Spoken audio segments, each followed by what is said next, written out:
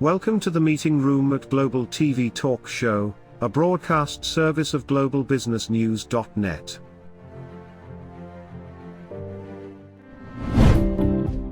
This episode from the meeting room of Global TV Talk Show is brought to you by The Bridge School, the accredited international online private school of choice, at bridgek12.org. Porch Light Rental and Destination Services. Reduce your renter lump sum or managed relocation costs. Visit them at porchlightrental.com. And by airs.com. With our full range of services, we can help design and manage your international relocation. Find us at airs.com. Primestone Partners, featuring corporate, government, and developer housing solutions, as well as senior-level advisory services. Find them at primestonepartners.com. And by International Auto Source. We are the vehicle experts for expats, featuring all major brands of automobiles with flexible solutions and financing. On the web at intlauto.com. Become a global player in your field. Cross Culture to Go provides virtual support for your global business and career success.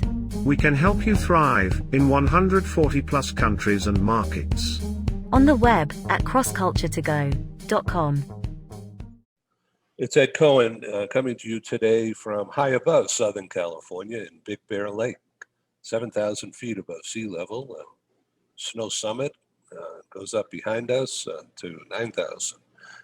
Springtime has come to high elevations here in Southern California. Temperature will be between 75 and 80, sunny. The leaves have been growing for the past 2 weeks. Grass is turning green, which is real nice.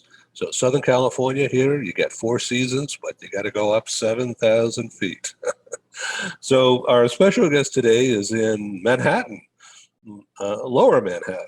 And this is Rob Maisel, and he is a world traveler and has extensive experience in international assignments. And welcome, Rob Maisel, again. Ed, thank you for that kind introduction. It's always a pleasure to connect with you and to be on this show, which adds so much value to your listeners, watchers, and everyone else involved. And the first thing I want to say just about is about the weather. So today in Manhattan, we are experiencing similar conditions. Funny enough, I was thinking of you this morning. I know you spend some of your time a fair amount of your time in San Diego, and we have San Diego-like conditions today. It's 75 or 80 degrees out here. Wonderful, boy. Amazing. So we'll speed this up so you can go out. No, don't worry about it. All right. If you go out, you got to wear sunblock, though. Oh, that's real, by the way. I burn so quickly. I have about a 15 minutes unobstructed view of the sun, and I need to be out of there into the shade if I don't have sunblock on. So, Rob Maisel, we first met about a year and a half ago when I first and Paul together launching this TV series, and this is just great watching you grow and develop over this period of time. And during this time, you've been writing a book. You've been probably thinking about it forever. So here is, today's date. What is today's date? It is 17? No, it's the 18th. How about that?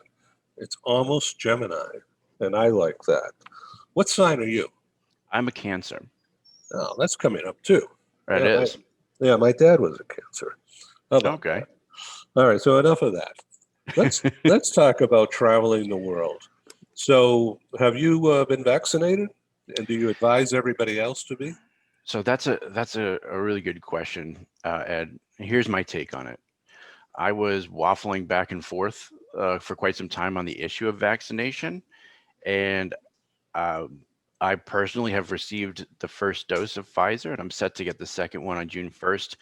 But it definitely was something I was considering for a long time. I wouldn't advise the public one way or the other. I would say that it's circumstantial and to consider, your situation, because At first I was concerned because it's new. I understand they've been testing this technology for quite some time, but I don't believe that the actual usage of this type of vaccine have been widely available to the public ever since the first time we're looking at, 6 or 7 months of like it being live and rolled out data and that sort.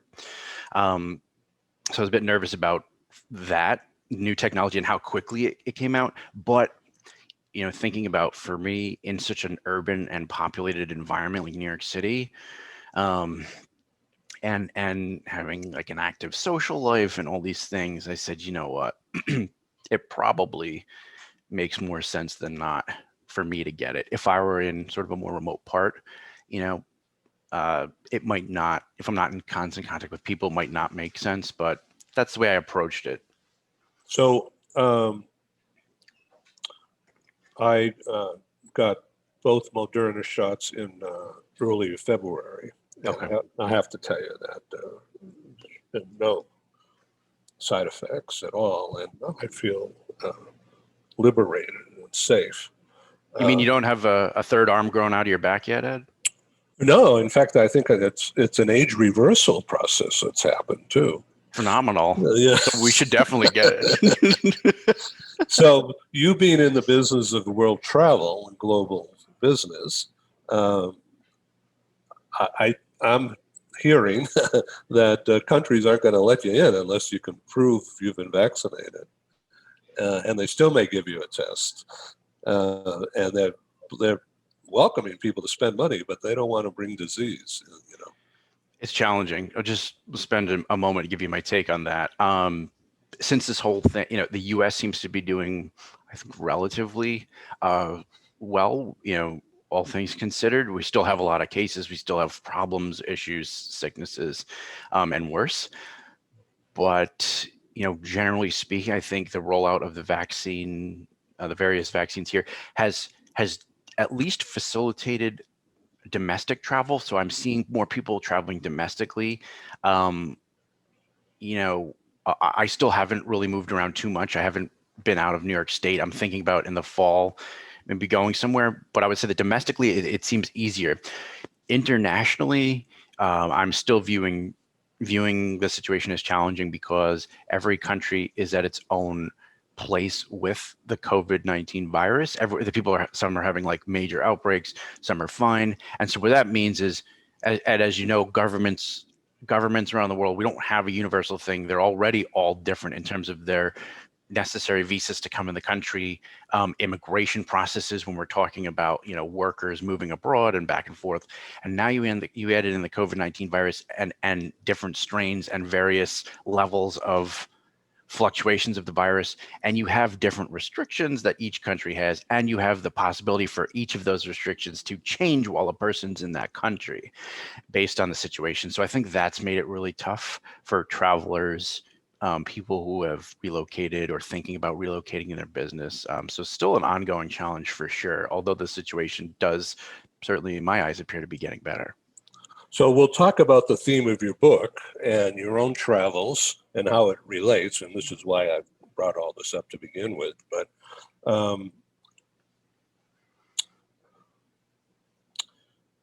there's an economic boom going on here in California. There was quite a slowdown up until about 60 days ago, and then like somebody lit a fuse and bang, and the freeways are clogged, ports running nonstop 24/7, and the airports are busy. The rental car business is crazy because of the shortage at the airports, and even the taxi cabs are lining up again. So it's rebirth. Still a ways to go till it gets to pre-COVID. If it ever gets to that level again, who knows?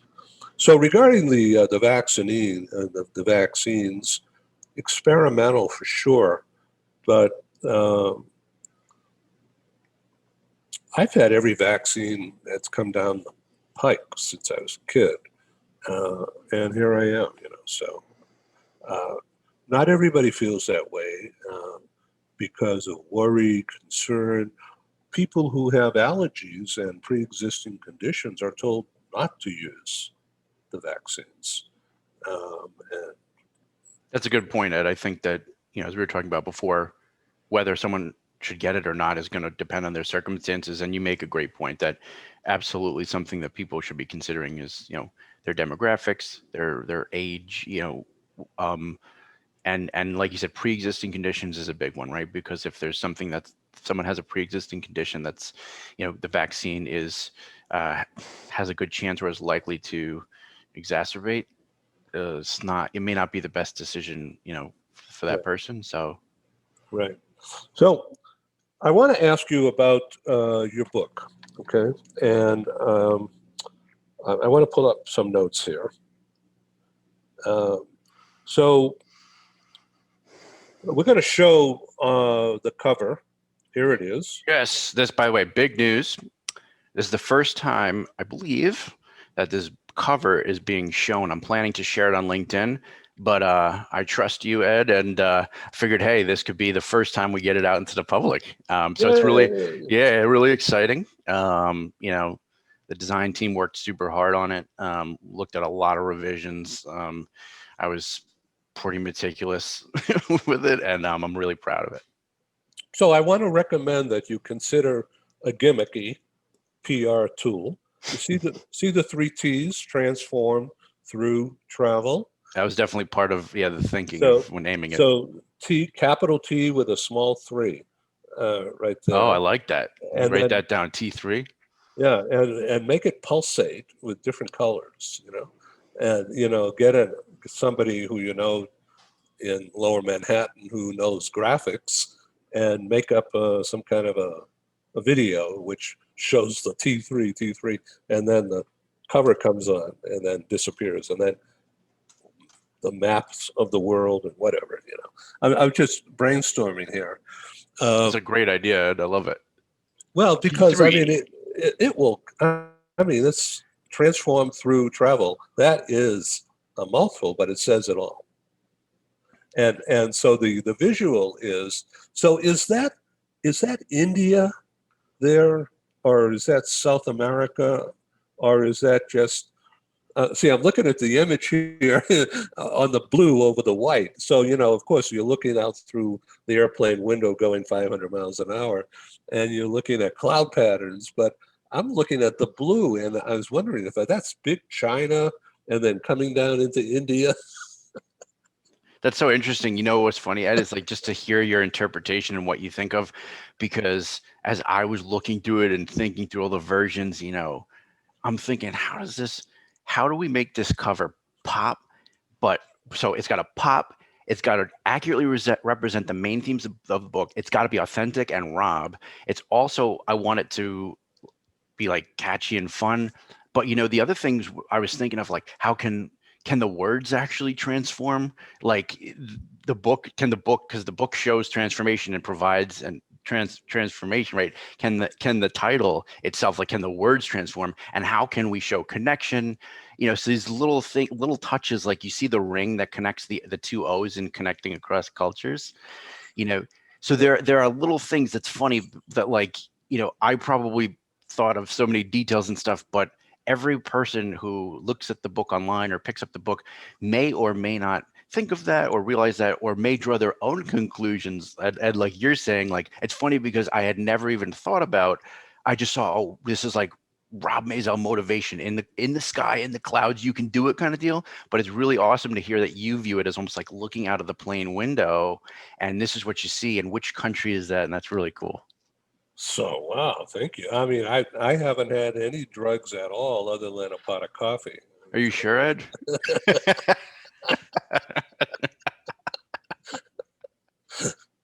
That's awesome. All right. So, okay. So what does this mean to you? So this here, let me read that out. Live true to your values and the rest will follow.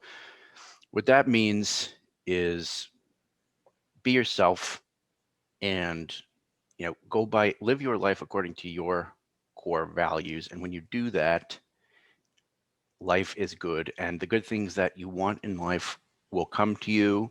You will attract them because you're being authentic.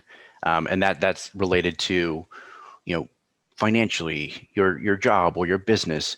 your relationships, yourself. That's what I would say. Yeah, so that relates in my head, that relates to travel. When I travel, I see things a little differently than somebody else would see them, and vice versa, right? Um, for me, it's May 18, and thinking about COVID in Europe and unfortunately in India and other places, in Brazil. I don't want to go anywhere. I mean, I'd love to, you know. I'd love to go to Sorrento on the Amalfi Coast and park myself in Sicily for a month, but not yet.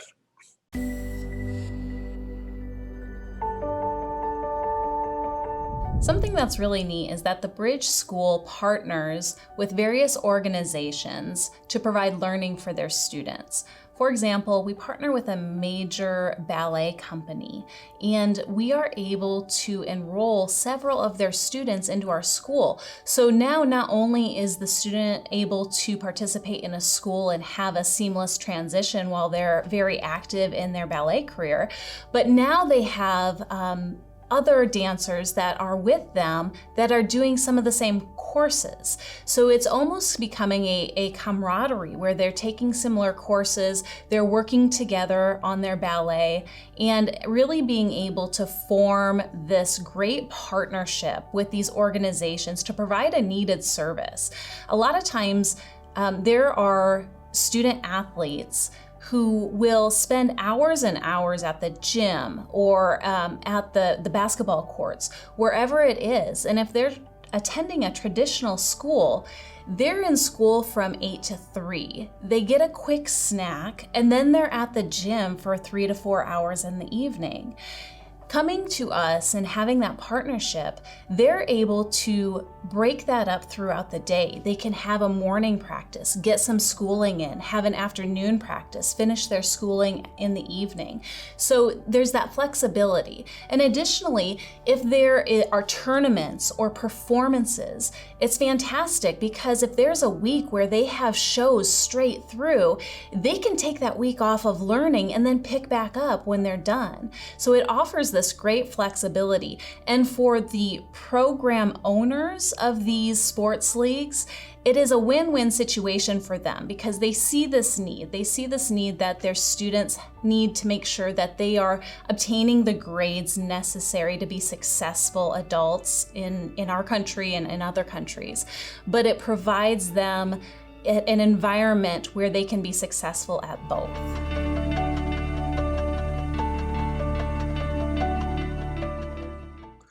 So, Rob, let me ask you about how travel is impacting you as an author and who you think your primary readers will be, because I would like nothing more than to book a flight under these low fares that are being offered to get over to Italy and land in Rome, take that train down to Naples, go up the stairs or the escalator to the harbor, all right, and get on the hydrofoil and zip across Naples Bay over to Sorrento and park my feet over there and start sipping limoncello and then get ready to head south through Positano and Amalfi and hang out in Sicily for about a month.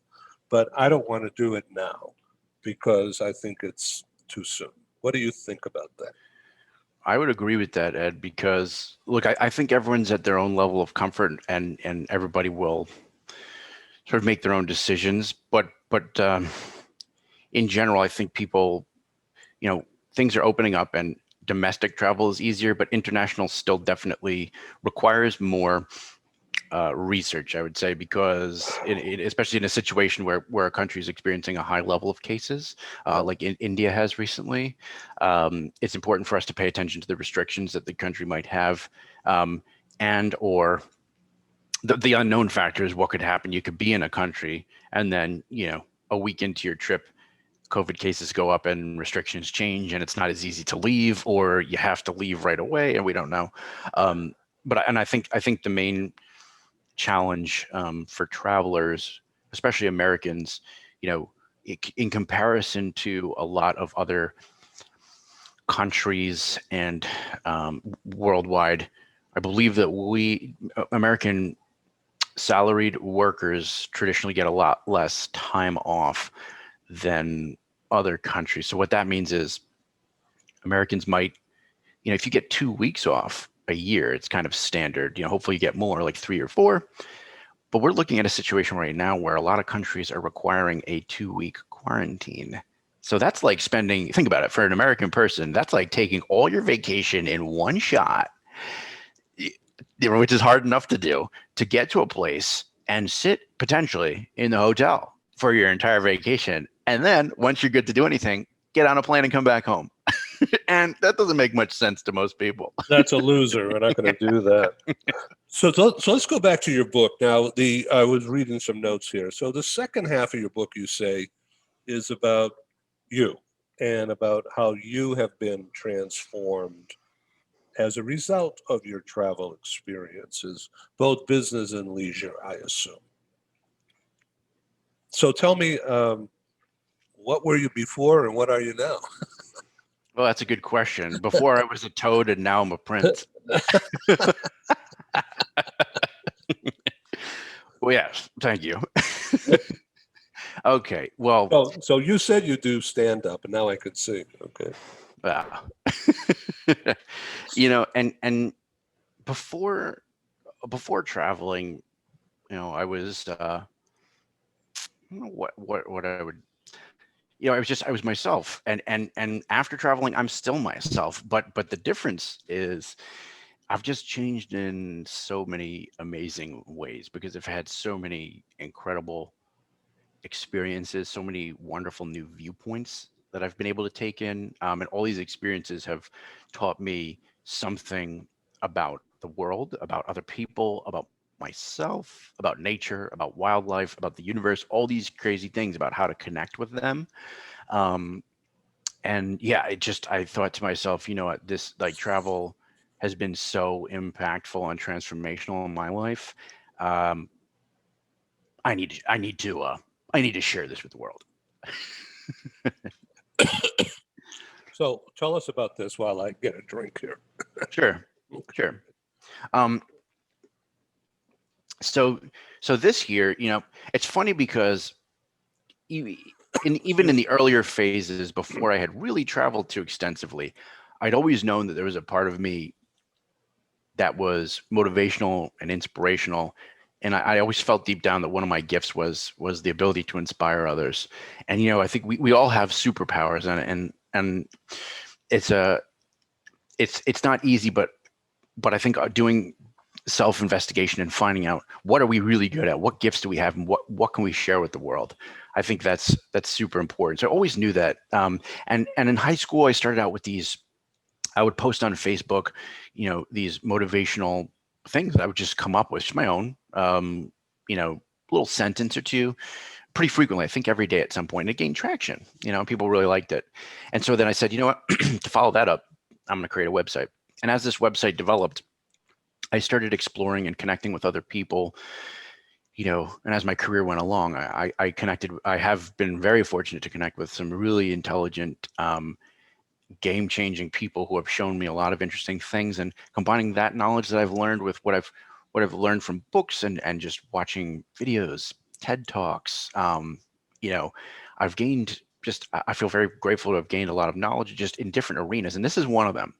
So just like the idea of goal setting, and people have different takes on it, and it's funny because I've recently been exploring, and as I go, I test and I tweak and I change. But the overall essence of it is, if we can focus our mind on what we want to achieve. I mean, if we give our mind no goal, right, it's not going to know where we're going.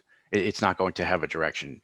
But if we can set a goal, if we can be as specific as we can with it, right, and there's something about writing it down on a piece of paper that affects the subconscious mind, the person feels more of a commitment. I think there's been several studies shown the effects of writing it down And what's not mentioned here, but people have different takes on this too, is reading it out loud. Some people will write it every morning and read it. Some just write it. Some just read it. Sometimes once in the morning, once in the evening. Some people just once in the morning. And there's various takes and what should be done. And I think everyone has to find out kind of what works best for them. But the second part being, setting yourself up with things that you know you need to do to get you there, right? And finally, holding yourself accountable, or ideally, and oftentimes more powerfully, finding an accountability buddy, or someone who will hold you accountable, whether you're checking in with them weekly or every other week, or they're checking in with you. And yeah. So what does accountable mean? To me, accountable means saying you're going to do something and sticking to it. Good. Okay, so do you advise people to keep a diary? Most people don't want to take the time, or they just do notes or something right on the phone. Because otherwise you don't. You see something and you say, "Boy, that's nice. I should take a picture. I should make a note about what I'm seeing." But then they turn around and they go see something else, and then that disappears. And you can never capture that again. But if you write something down in like a diary, it cues anyway, for me, it cues my mind into what happened, and there must be a reason why I made that note. and if I could tie it to a picture or a sentence or something, it has so much more texture and value. I totally agree with that. I would say, here's my thoughts on a diary. Once again, I think people should find out what works for them. Try it. If you know what, you might have a morning routine. Like I've developed a morning routine, for example, that includes meditation, goal setting and affirmations, a gratitude journal, reading, and exercise on some days. So, I've seen various theories and things about writing something, whether it's, in my case, it's gratitude journals, at least one thing I'm thankful for. By the way, Ed, I'm thankful for you today, my friend. Thank you. You. and sometimes people will want to write a gratitude journal. Sometimes people will want to write a diary in the morning. You just write for a couple minutes, sometimes both. I think either or none, whatever works for someone. But one thing I do want to say is what you said before is very important. I think we do have all these ideas come to our mind sometimes, whether it's triggered by an image or it just comes to our mind. And I'm going through the success principles right now. It's Jack Canfield's, Jack Canfield, I believe he's the co-author of Chicken Soup for the Teenage Soul, and that series. And he has a success principles book. I'm going through the workbook right now. And I remember, I can't remember if he attributed this quote, if he said it himself or attributed it to someone else, but if you think it, ink it. Ooh. You like, that's catchy, right? But that's exactly what you were saying before, Ed, is if you have the thought, write it down, because whatever theory you have on it, whether you think it's random or you think it's from the universe or you think it's your subconscious mind communicating, whatever you believe, you had that thought. That's the reality. And if it's at all interesting to you, I agree, write it down so you don't forget it. Because we have so many ideas every day, and some of them can really be instrumental in creating great things. Boy, this is heavy. So sorry about that. No, this is really meaningful.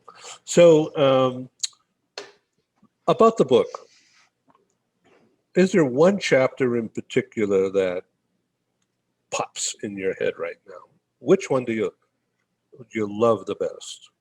Yeah, that's such a hard question, Ed, but I'm thinking about it now. I'm just trying to remember which chapter it is. Hold on, I'm just scrolling through for a second. I'll find it right now. Oh, good.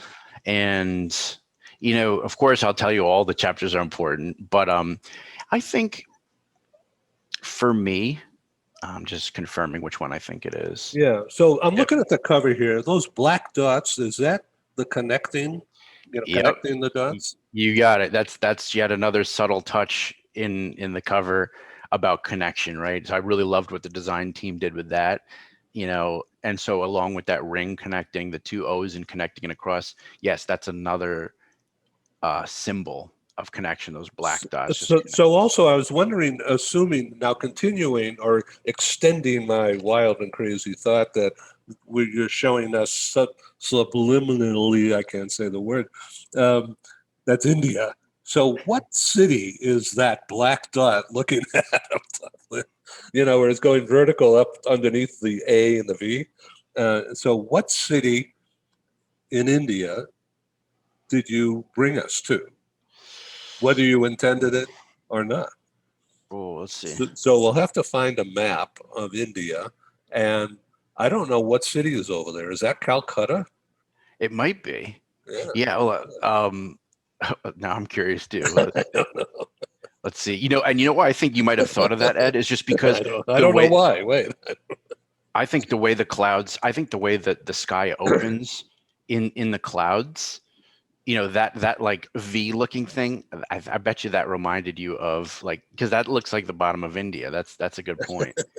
And so that, I'm just pulling up a map. That would be, So yeah, you know what, that would probably be Chennai. Chennai. Okay. And that used to be called Calcutta? I'm not 100% sure, but I'm not sure. I'll bet you're right. Or is that Bombay? I know Bombay and Mumbai are interchangeable. Mumbai. Okay. But Yeah. Calcutta and Chennai, I'm not sure. Yeah. Okay. Well, we'll check it out on Google. We'll ask Google. They know everything. Yeah. But Ed, back to your question for a second before about, you know, hey, what chapter? Okay. Oh, you found it? Here we go. Look at that, Chennai. See what I'm saying? Yeah. Yeah. Which is funny. Like I said, like designing this cover wasn't even, I never crossed my mind, this conversation, but it's so cool. And I agree. Let's, that could be another interpretation of what this is. By the way, did you see in today's news that there's a cyclone that's hitting Mumbai? I didn't. Wow. Wow. Big waves. Boy, how about that?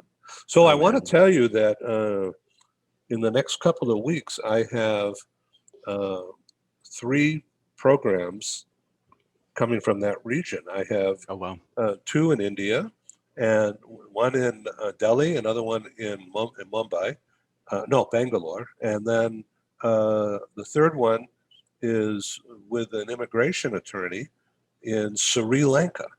Wow. Yeah, how about that? Well, it's exciting. Have you been there? Have you been down there? Sri Lanka? No. No, Sri Lanka. Yeah, Sri Lanka, I haven't been. So they're known for tea, I guess, other agricultural products too. But. Yeah, that should be an informative broadcast, just like all of yours are. Well, and some of them are better than others. Like this will go down in history as one of the more spontaneous ones. Boom. And Ed, I just want to pull back to the point you were asking about before. So probably, you know, I love every chapter, and I would advise everyone who picks up my book to read every chapter. But if you have to pick one chapter, don't do it and read every chapter. But chapter 2, Ed, is very special to me because it really pulls on the motivation piece. So I said the second half of the book really talks about transformation, how I've changed, how you can change. And sort of the second half of the first half. So let's say if you were to split the book into 4 quarters, the second quarter kind of hones in more on planning and budgeting. How can you do it? Like the more tangible, you know, less out there kind of idealistic, a little more realistic look on things. But the beginning and chapter 2 really hones in on the motivation piece. And I think that's super, super critical, because the more I go through life and I see and I connect with people, I realize how important mindset really is in everything we do, from, you know, our belief in ourselves and how that affects our relationships, our success in our jobs and our businesses. So chapter 2 really sets the reader up with, you know, basically what I've learned through my experiences, through learning, like pushing past fear, overcoming doubt. And these are so necessary, because the thought a lot of times of taking a trip into an unknown place, especially if you've never been there, especially if you know, you're going alone, especially if you don't know the culture, especially if you don't know the language, it's daunting, it's scary. So this chapter really sets you up with the tools to overcome the mind struggles of that by showing you that if I can do it, so can you. Okay, so now what's the thing about these jet planes going through the two O's and then going up higher there? I'm thinking that Elon Musk must be in the top one. Yeah, so I had a conversation with Elon in my head. I haven't actually connected with him yet. That's coming. And no, and you know what's interesting, Ed, is when we were looking at the different, elements. We had thoughts of like streaks and streaks and planes going through the O's, like a plane, potentially going up and transforming through the H and the M, and there's so many different designs that were cool. But the idea that I really liked about this, when I first saw the concept of, I think it was just one or two, but then as we further developed it, I liked the idea of, sort of dual transformation. One, the transform is getting bigger, right? The words are getting bigger from transform through travel. And on the second sort of level, in my head at least, you have this plane that's going off into the distance. So there's like a transformation going effect, like this plane is getting smaller. So you've got one layer transforming into like something's getting smaller and something is getting bigger at the same time. We're talking with Rob Maisel. So, okay, let's talk about your background a little bit and how this led to your writing a book. You worked, I know, in a couple of different places, including Bloomberg. So, how did you get a job at Bloomberg? Yeah, I just applied. It was just, applied online, got a call, went in for an interview, and they liked what I was all about, and I liked what they were all about. Good match. And, a couple days later, I had a job there. Boom. It was like, I can't call it cross-cultural, although in New York it could have been. Well, Bloomberg's an organization that's so international. So while my role there didn't focus specifically on the cross-cultural element of things, just working in that environment was very cross-cultural. I had the opportunity to speak multiple languages with my coworkers, both within the Bloomberg building and on phone calls with other Bloombergers worldwide. Now, especially in Asia, in Japan, you lived there for a while, right? I lived in Japan for several years. So why?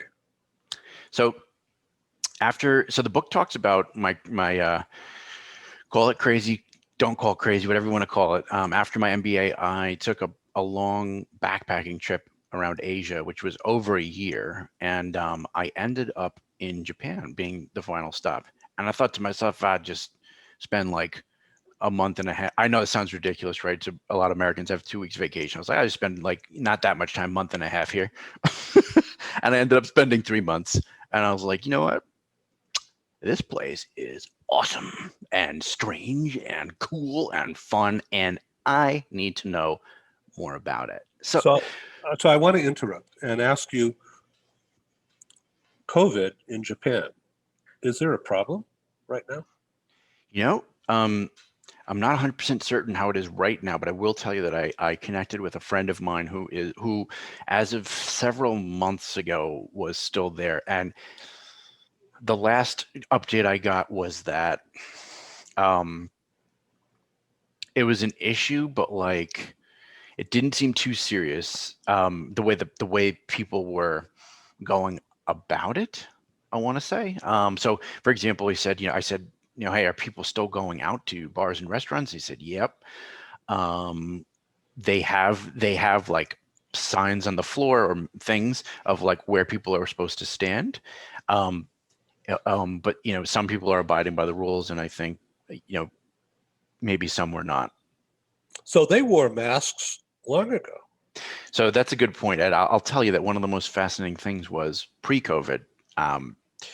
When I first got to Japan, that was one of the things I noticed, that a lot of times people, I believe in order to prevent spreading any kind of illness if they thought they were sick, or to protect themselves. But I think more so it was to protect other people if they felt they were sick.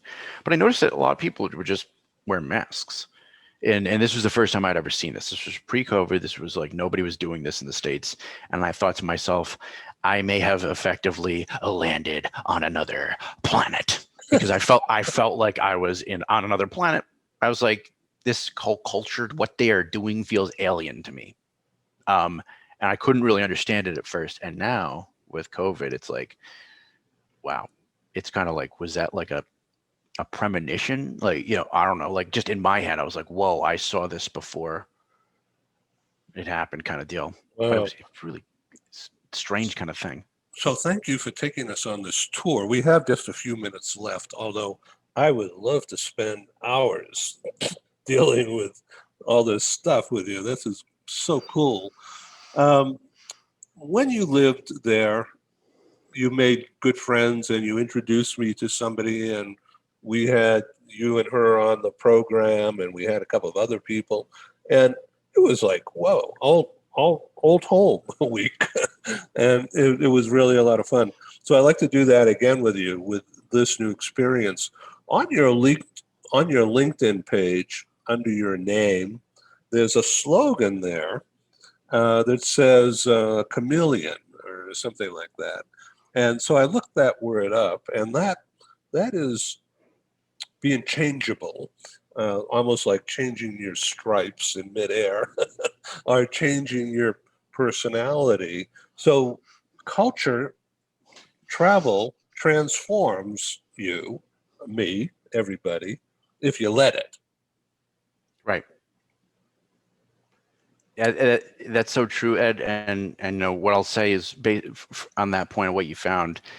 Yes. So there's that slogan, the cultural chameleon, on my LinkedIn page. And you're right. As travel transforms and changes us, we grow as people. And the idea behind the slogan too is tied into travel and how it's transformed and changed me. But it's also the idea that why cultural chameleon? Cultural chameleon because, as you identified, changeable, adaptable, malleable, and those three words are really key in successful interactions in other cultures, in my opinion, because we can't just be like, I learned very quickly when I went to Japan, like, bold, opinionated Rob gets me no friends. And completely like respectful and like completely Japanese Rob seems fake. So how do I find that happy medium? And that's where the idea of, cultural adaptability, malleability came in, like understanding that we still have to be ourselves. Oh, there it is. Yeah. There it is. Isn't that cool? But we have to adapt ourselves to the culture to a certain degree to fit in and to be successful in our interactions. And there it is. An old world wizard with a something tail. What's interesting, Ed, I came across something a couple months ago. I believe the smallest chameleon ever, like within 3 months, was recently discovered. Oh, I thought you were going to say it was a picture of you as a child. Yeah, that's it. So I'm going to get my mom to send you some baby pictures. We can post it on my PR page. We're talking with Rob Maisel. As you can tell, we like each other. So robmaisel.com. That's Maisel, robmaisel.com. Go check it out, audience, and get that book. Paul, could you please show that cover once again? And if people go to search Google or something on that cover, what will they? Will it help them at this early stage, pre-publication? I don't think people will be able to find much if they search now. I have a link to pre-order copies of the book in packages that I could share if we have a way to do that. That's the way people could access it at the moment. Rob Maisel, please come back and also drop into one of our other shows coming up and keep this PR megaphone going. Sounds great, Ed. It is always a pleasure to connect and communicate with you wherever in the world you are. I wish you well on this book. I'm envious but actually I'm fearful because I see how long it takes and how much work and stress goes into it. And I'm not sure I ever want to write a book. I think I'll just keep doing this. Ed, if I could offer one piece of advice on that to you and to our listeners, really the best thing to do here for any large goal, writing a book included, is if we decide we really want to do it, we set it, okay, boom, and we break it down into smaller, easily like actionable pieces. Because when we look at the idea of writing a book, oh God, forget it. No, it's too much. When we break it down into little chunks, it becomes a lot easier. So we're talking with Tsunami San here, Rob Maisel. That's a new one. Have a good one. I got to go All to right. another planet.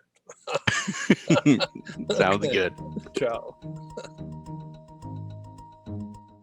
Thank you for joining us in the meeting room at Global TV Talk Show. Have a wonderful day, and stay safe.